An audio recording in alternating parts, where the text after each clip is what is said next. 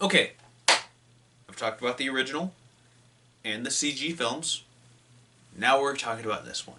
What is going on, everybody? This is Owen here, and today we're going to finally be finishing off this trilogy, I guess you could say, of Resident Evil film adaptations, because we're going to be talking about Resident Evil Welcome to Raccoon City. So, just like the Uncharted movie, I was really excited for this. Like, I'm a huge fan of the Resident Evil games, especially Resident Evil 2, but unfortunately, just like Uncharted, I left the theater pretty disappointed. Okay, so biggest problem with this movie is that it's trying to be an adaptation of the first two games.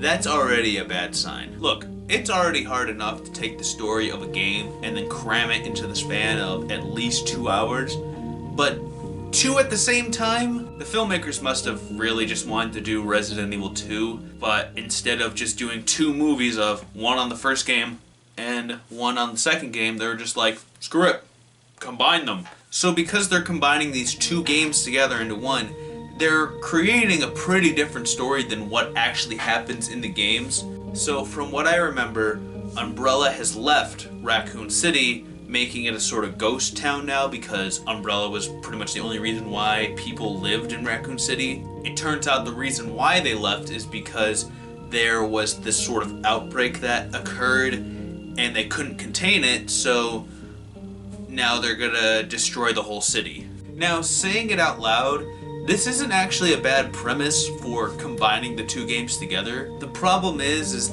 they don't really explore Umbrella that much, as well as the other monsters that they have created. Like, there's only a couple of them that are from the games that show up in this movie. There is a couple scenes that do talk about the G and T virus, as well as how in this movie it said that Umbrella was experimenting on kids, but that's pretty much all we really get. This movie also suffers from really poor writing, which can definitely be seen in the main characters. Well, at least most of them. So I actually thought that the actors that were chosen to play Chris and Claire Redfield were very good. I thought their performances, as well as their looks, did match the characters very well, so good job on that.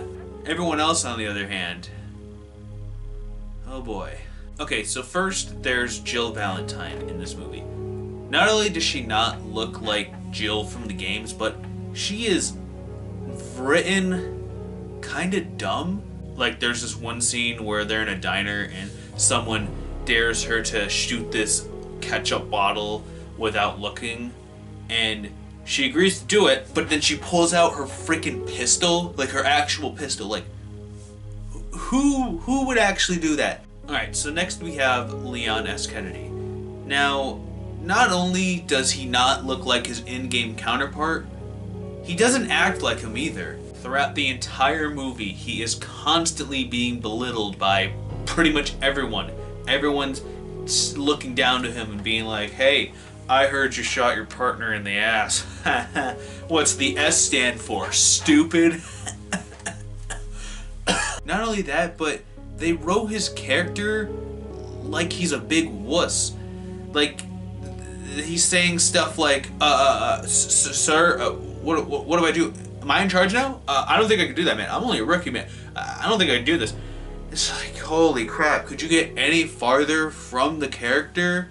This is pretty much an insult to the character, because Leon is probably who most people would consider their favorite character in the entire Resident Evil franchise. It's kind of like the writer of this movie was just one of those that hated Leon and thought he was overrated, so he's like, this is kind of my way of getting revenge to prove people that Leon's not so great.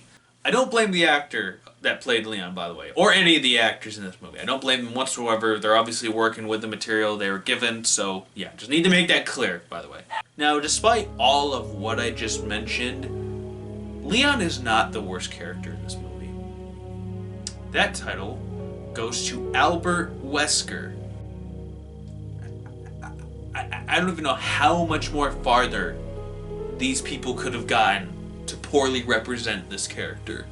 Okay, so for those of you who don't play the games, allow me to quickly explain who Wesker is and his connection in the Resident Evil franchise. Okay, so in the first game, Wesker is the leader of the STARS team, which is the team that Jill and Chris are a part of. At the end of the game, it's discovered that he's actually a villain because he's been working with Umbrella the entire time. He eventually makes a return in Resident Evil 5 as the main villain, eventually mutating into the final boss. In this movie,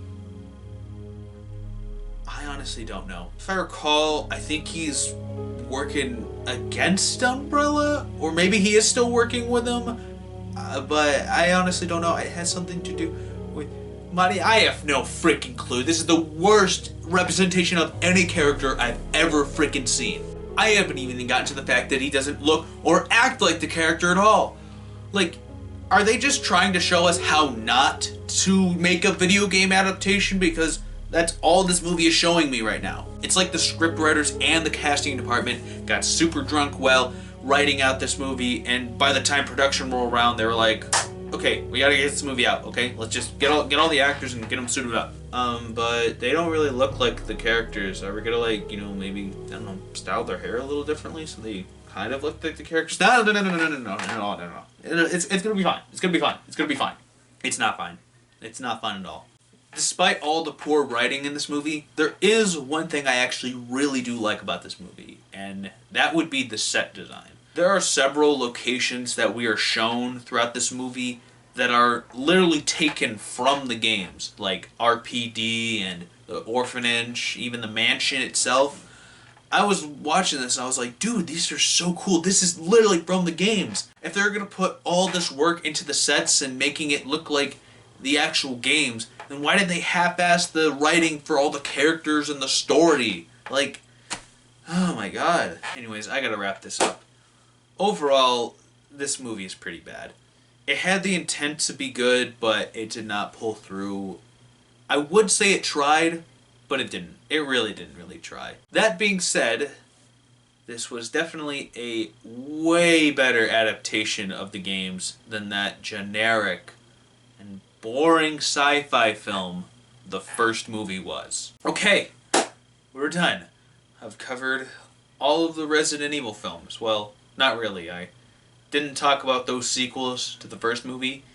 Quite frankly, I don't think I'm ever going to watch them. I can't say when this will happen, but at some point in the future, I am going to do a video where I rank every single Resident Evil game from worst to best. Well, not all of the games. I'm just going to be ranking the main ones, like 1, 2, 3, 4, 5, 6, 7, and 8. So yeah, make sure you stay tuned for that in the near future. Anyways, that's going to be it for this video. If you've seen Resident Evil Welcome to Raccoon City, make sure to let me know what you thought about it down in the comment section below, and don't forget to subscribe. Thank you everybody so much for watching, and I will see you all later.